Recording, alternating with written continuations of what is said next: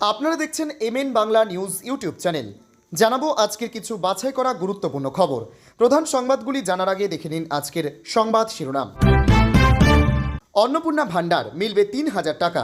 ১ June থেকেই রাজ্যে চালু অন্নপূর্ণা ভান্ডার, মহিলাদের সরকারি বাস ফ্রি।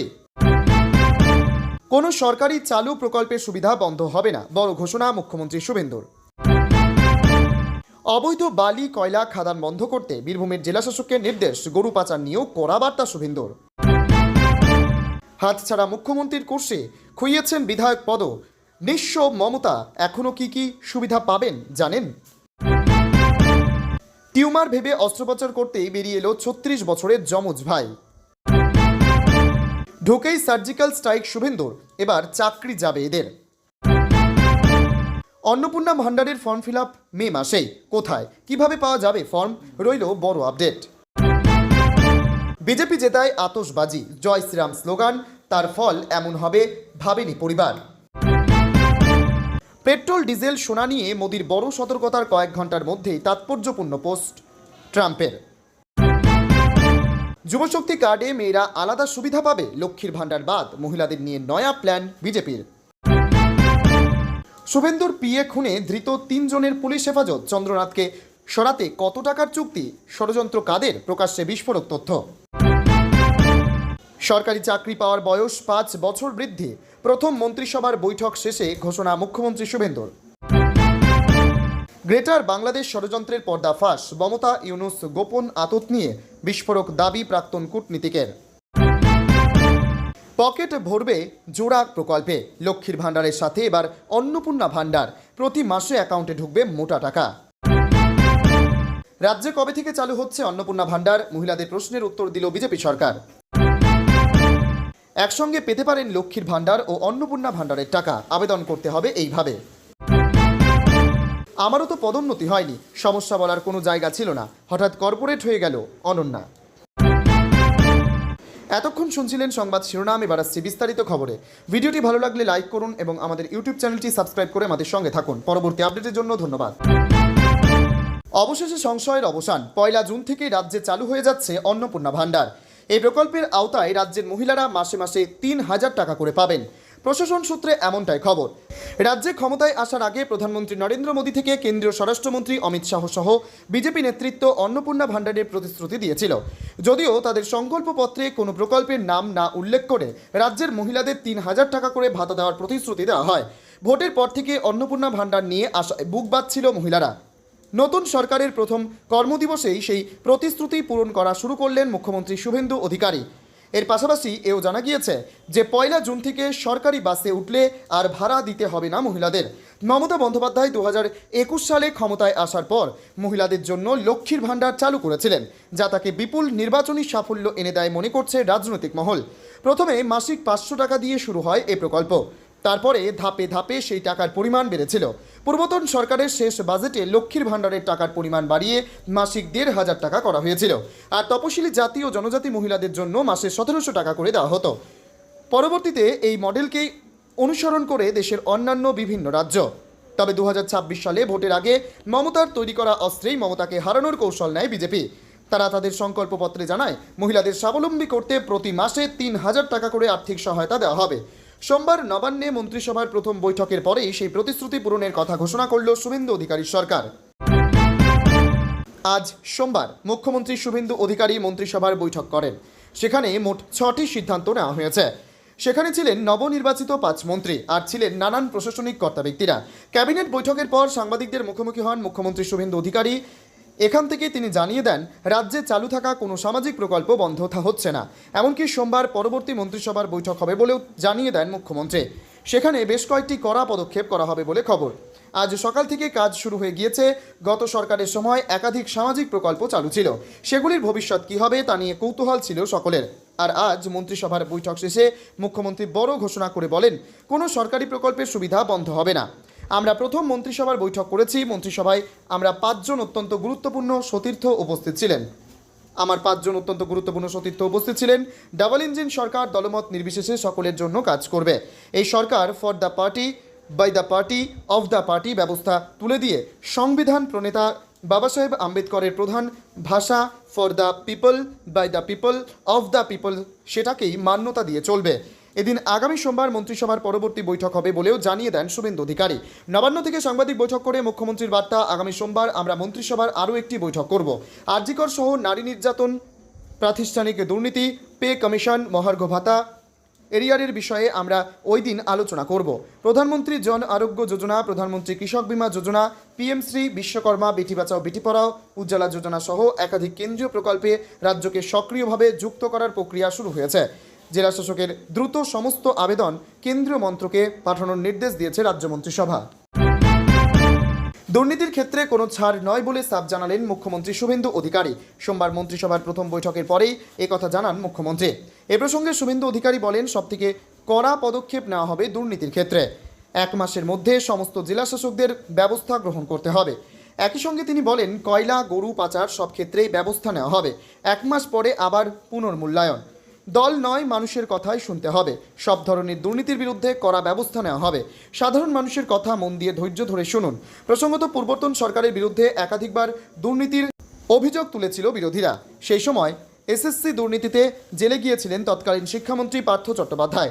রেশন দুর্নীতিতে গ্রেপ্তার হন খাদ্যমন্ত্রী জ্যোতিপ্রিয় মল্লিক থেকে অনুব্রত মণ্ডল সহ একাধিক তৃণমূল নেতা মন্ত্রী।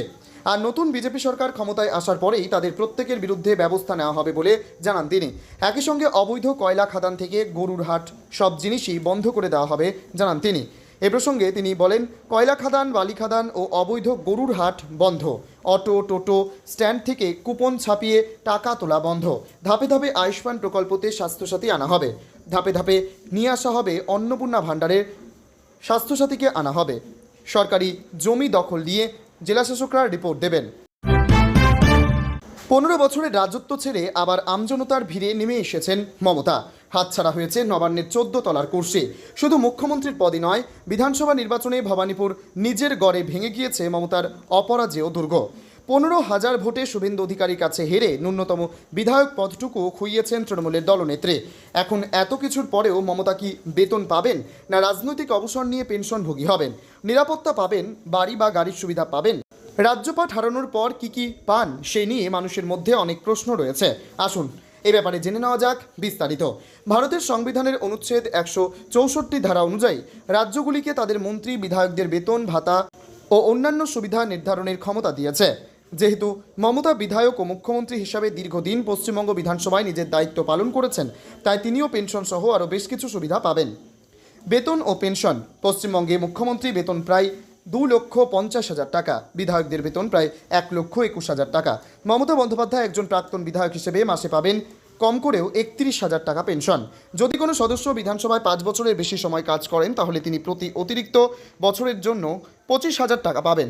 মমতা বন্দ্যোপাধ্যায় দীর্ঘ কার্যকালের কারণে কতটা পেনশন পেতে পারেন তার হিসাব করে নিন। তবে তিনি এ পেনশন নেবেন কিনা তার ইচ্ছার উপরে। নাগপুরের বাসিন্দা সঞ্জু ভগত দীর্ঘ 36 বছর ধরে এক অস্বাভাবিক বড় পেট নিয়ে জীবনযাপন করেছেন। অবয়বে তাকে অন্তঃসত্ত্বা নারীর মতো দেখতে বলে স্থানীয়দের উপহাসের পাত্র হতে হয়েছিল তাকে। তবে 1999 সালে এই সমস্যা শারীরিক জটিলতায় রূপ নেয়। পেটের অতিরিক্ত ভার ও চাপের কারণে শ্বাসকষ্ট শুরু হলে তাকে মুম্বাইয়ের একটি হাসপাতালে ভর্তি করা হয়। চিকিৎসকরা প্রাথমিকভাবে এটিকে বিশাল আকৃতির টিউমার বলে ধারণা করলেও অস্ত্রোপচারের টেবিলে বেরিয়ে আসে এক রুদ্ধশ্বাস ও গা শিউরে ওঠা সত্য। অস্ত্রোপচার শুরু হওয়ার পর চিকিৎসকরা সঞ্জুর পেটের ভেতর থেকে কেবল তরল নয়, বরং মানুষের হাড়, চুল, হাত, পা এবং চোয়ালের মতো শরীরের বিভিন্ন অংশ খুঁজে পান। এটি কোনো সাধারণ টিউমার ছিল না, বরং সঞ্জুর পেটের ভিতরেই বেড়ে উঠছিল তার যমজ ভাই বা বোনের বিকৃত ভ্রূণ। চিকিৎসকরা জানান, ভ্রূণটির শরীরের অনেক অংশই বেশ স্পষ্ট ছিল, যা দেখে উপস্থিত চিকিৎসাকর্মীরা স্তম্ভিত হয়ে যান। চিকিৎসা বিজ্ঞানের ভাষায় এই অত্যন্ত দুর্লভ অবস্থাকে বলা হয় ফিটাস ইন ফেটো।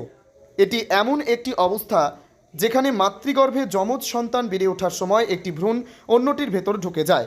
এই পরজীবী ভ্রূণটি প্রধান ভ্রূণের রক্ত সঞ্চালন থেকে পুষ্টি সংগ্রহ করে বছরের পর বছর বেঁচে থাকে।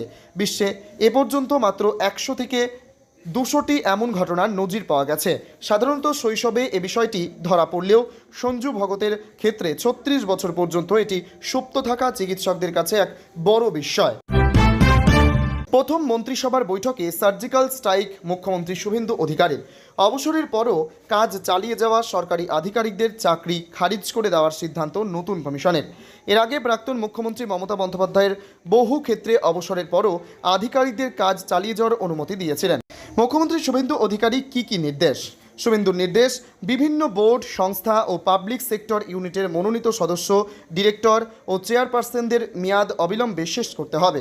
সব দপ্তরের অতিরিক্ত মুখ্য সচিব, প্রধান সচিব ও সচিবদের কাছে পাঠানো হয়েছে চিঠি। 60 বছরের বেশি বয়সে পুনর্নিয়োগ বা চাকরির মেয়াদ বৃদ্ধি পাওয়া আধিকারিকদের ক্ষেত্রেও ব্যবস্থা নেওয়ার নির্দেশ। রাজ্য সরকারের বিভিন্ন দপ্তরের এই নির্দেশ কার্যকর করার নির্দেশ দেওয়া হয়েছে। বস্তুত রাজ্যের বিভিন্ন দপ্তরের 900-র বেশি উপদেষ্টা ও ওএসডি চাকরি পেয়েছিল। তাদের পুনর্নিয়োগ করেছিল মমতা বন্দ্যোপাধ্যায়ের তৎকালীন সরকার। এদের মধ্যে যাদের বয়স 60 বছরের ঊর্ধ্বে তাদেরই চাকরি খারিজের নির্দেশ। আজ আমলাদেরও বিশেষ নির্দেশ দিয়েছেন শুভেন্দু অধিকারী। বলছেন, মাথা উঁচু করে কাজ করুন, কোনো সমস্যা হলে সরাসরি বলবেন, ভয় পাবেন না, আলাদা করে অনুপ্রেরণার প্রয়োজন নেই। তার আরও সংযোজন, সরকারের কাজ সরকারের মতন করুন। সকলে যেভাবে সরকারি কাজ করে সেইভাবেই সরকারি কাজকে মান্যতা দিতে হবে। বস্তুত রাজ্যের মুখ্য সচিব দুষ্মন্ত নারিয়ালা, স্বরাষ্ট্র সচিব সংঘমিত্রা ঘোষ, অর্থ সচিব প্রভাত মিশ্র, কর্মীবর্গ ও প্রশাসনিক সংস্থার সচিব রাজেশ পাণ্ডে ও শিল্প দপ্তরের সচিব বন্দনা যাদব। বিজেপির নির্বাচনী প্রতিশ্রুতিগুলির মধ্যে আকর্ষণীয় ছিল লক্ষ্মীর ভাণ্ডারের আদলেই অন্নপূর্ণা ভাণ্ডার। তাই বিজেপি সরকার গঠন হতেই অন্নপূর্ণা ভাণ্ডার নিয়ে আলোচনা শুরু হয়েছে। ফর্ম ফিল আপ কবে কিভাবে হবে তাই নিয়ে চর্চা শুরু। লক্ষ্মীর ভাণ্ডার ছিল রাজ্যের জনপ্রিয় প্রকল্পগুলির মধ্যে একটি, কিন্তু মমতা বন্দ্যোপাধ্যায় ক্ষমতা হারানোর সঙ্গে সঙ্গে এ প্রকল্প বন্ধ হয়ে যায়।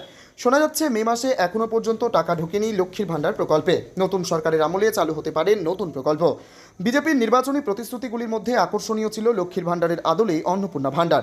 এই প্রকল্পের মাধ্যমে আবেদনকারীদের সকল মহিলাদের মাসে 3000 টাকা দেওয়ার প্রতিশ্রুতি দিয়েছিল বঙ্গ বিজেপি। আর সেই দিকে তাকিয়ে রয়েছেন রাজ্যের মহিলারা। বর্তমানে ক্ষমতায় এসেছে নতুন সরকার। বিজেপি প্রথমবারের মতো রাজ্যে ক্ষমতা দখল করেছে। আর সে কারণেই রাজ্যের মহিলাদের আশা এবার দ্রুত চালু হতে পারে অন্নপূর্ণা ভাণ্ডার প্রকল্প। আজ প্রথম মন্ত্রিসভার বৈঠক করবেন মুখ্যমন্ত্রী শুভেন্দু অধিকারী। সেখানে অন্নপূর্ণা ভাণ্ডার নিয়ে বড় কোনো সিদ্ধান্ত হতে পারে বলে আশা করেছেন রাজ্যের মহিলারা। অন্নপূর্ণা ভাণ্ডার কবে আর কিভাবে চালু হবে তা নিয়ে কথা হতে পারে বলে মনে করছেন রাজ্যবাসী। মহিলাদের আশা রয়েছে মে মাস থেকেই চালু হতে পারে অন্নপূর্ণা ভাণ্ডার।